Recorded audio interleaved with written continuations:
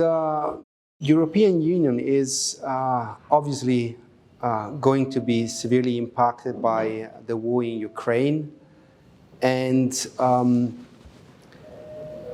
the one aspect that I would like to emphasize the most is that Europe's order will become once again part of a Euro-Atlantic security system, hierarchically organized, and with the United States on top of that.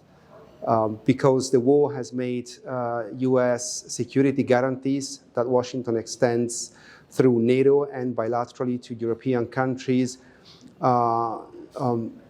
existential again. And I'm not speaking about theoretically existential, but practically existential. In addition, the EU's decision to reconfigure its energy supply away from Russia means that the EU will become more dependent on energy supplies from the United States and from a number of other countries around the world which are very much close to the US. And this will reduce the returns European countries will have in pursuing separate policies even outside Europe with respect to the US. So increased European dependency on the United States for its security, for its energy supplies, and for international influence is a broad major consequence of Russia's invasion of Ukraine.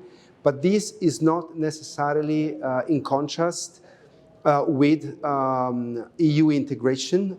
The war has created a strong structural demand for greater EU cooperation on fiscal matters, on rationalization of defense spending, on energy, and on migration.